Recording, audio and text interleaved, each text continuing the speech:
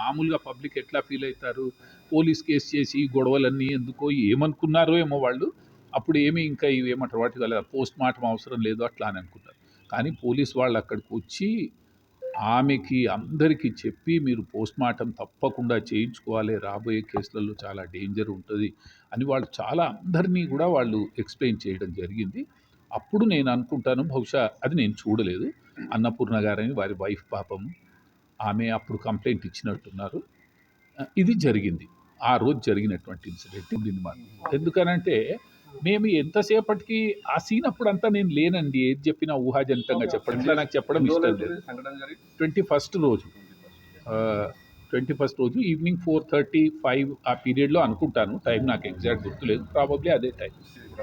మేము అప్పుడు ఇంకా వచ్చేసాము ఇక్కడ.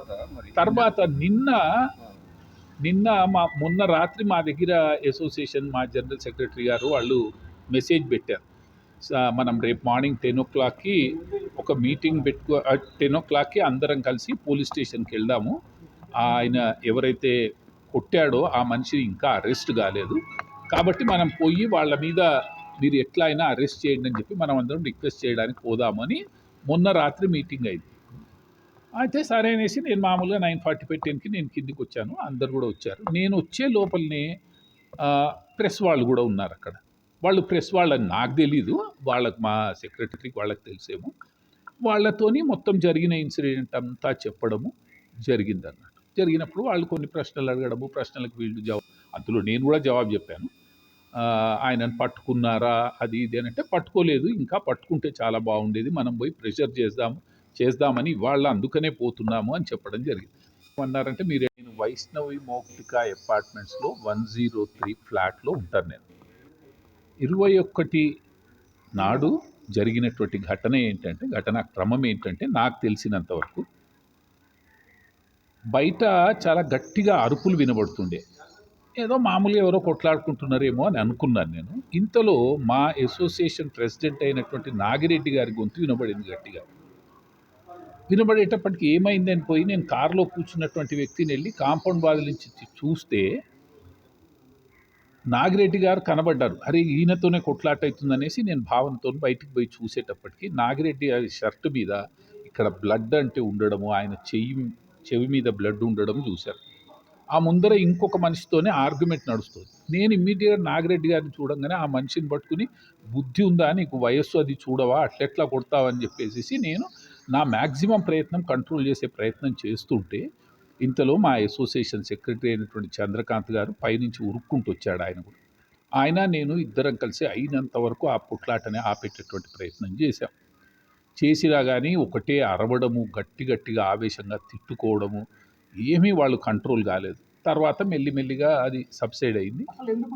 ఎందుకు వచ్చిందనంటే ఒక వోక్స్ వ్యాగన్ కారు, అంటే ఏ మనిషి అయితే ఇప్పుడు నాగిరెడ్డి అనబడే మనిషిని కొట్టాడు, ఆ నాగిరెడ్డి గారి కారు ఆ వోక్స్ వ్యాగన్ కార్ ముందరుంటే ఆ కార్కి ఈ కార్కి మధ్యలో హెయిర్ లైన్ అంత గ్యాప్ ఉంది, దానికి ఒకదానికొకటి ఏం తాకలేదు, హెయిర్ లైన్ అంత గ్యాప్ ఉంది కానీ తాకుతుందా అనిపించేటట్టు కనబడింది. దాంతోనే ఆయన ఏం చేశాడట, ఇది నేను చూడలేదు, చూడండి తెలిసిన విషయం చెప్తున్నాను. ఏంటంటే ఆ ఆయన ఏం చేశాడంటే మా వాచ్మెన్ని పిలిచి ఈ కార్ ఎవరిది, వెనకాలది, నా కార్ని కొట్టారు, వాళ్ళని పిలుచుకురమ్మని చెప్పాడు. పిలిస్తే ఆ పిల్లాడు వెళ్ళి ఆయనని నాగిరెడ్డి గారిని పిలుచుకొని తీసుకొని వస్తే నాగిరెడ్డి గారు అక్కడ చూసి అప్పుడు ఏం జరిగిందో నాకు తెలియదు, నాగిరెడ్డి గారిని తీసుకొని వచ్చాడు ఆయన. వాళ్ళిద్దరి మధ్యలో మాట పెరగడము, నేను చూసింది నాగిరెడ్డి గారికి ఇక్కడ రక్తం ఉండడము, చెవి దగ్గర దెబ్బ తాకడము, ఈ రెండు నేను నా కళ్ళతో చూశాను. ఇద్దరు ఒకరినొకరు కొట్టుకునే ప్రయత్నం చేస్తున్నారు.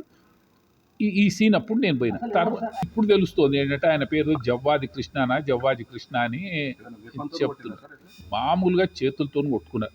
ఒక్క విషయం ఉన్నది చెప్పాలంటే ఆవేశంలో జరిగినటువంటి ఒక పోట్లాట తప్పితే అది ఇంకేం కాదు, అది డెత్ వరకు వచ్చేసింది. అది మాకు చాలా బాధాకరం. నాగిరెడ్డి అనేటువంటి వ్యక్తి చాలా మంచి మనిషి, మా అసోసియేషన్కి ప్రెసిడెంట్ లాగా చాలా మంచి సేవలు చేసేవాడు అసోసియేషన్కి. ఈ విషయంలో జరిగింది ఏంటంటే అది అయిపోయిన తర్వాత నేను మామూలుగా పైకి వెళ్ళాను ఎందుకంటే అప్పటికే కుర్చీ తీసుకొచ్చి నాగిరెడ్డి గారిని కూర్చోబెట్టారు. కూర్చోబెడితే ఇంకా సమస్య పోయింది కదా అని మా మిసెస్ కూడా 170 ఏళ్ల మనిషి నువ్వు పోయి వాళ్ళ మధ్యలో ఏం కొట్లాడుతుంటావని నాకు ఫోన్ చేస్తే నేను పైకి వెళ్ళి కూర్చున్నాను. కూర్చున్న తర్వాత మా శ్రీకాంత్ అని మా ఫ్లాట్ ఓనర్స్లో ఒక ఆయన కారులో అందరూ వెళ్తుంటే చూసి ఏమైందో అనుకుని నేను కిందికి వచ్చాను.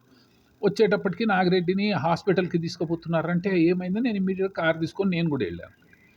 వెళ్ళేటప్పటికి నేను వెళ్ళిన 2 మినిట్స్లో క్యాజువాలిటీ వార్డులోకి తీసుకెళ్లారు ఓమ్ని హాస్పిటల్లో. బ్రాడ్ డెడ్ అని అనౌన్స్ చేశారు సార్. ఎంత బాధ అయిందంటే మనసులో అసలు చెప్పలేం. ఒక చిన్న ఆవేశం, ఒక చిన్న కొట్లాట మనిషి చావు వరకు తీసుకురావడం అంటే ఊహించలేకపోయినాం. చాలా ఆ రోజు అసలు నాగిరెడ్డి గారు అప్పుడే ఫోన్ చేయడానికి ట్రై చేశారు. ఆ పోట్లాట జరుగుతుంటేనే ఫోన్ చేసే ప్రయత్నం చేశారు. ఇక ఆ తర్వాత ఏం జరిగిందో నాకు తెలీదు.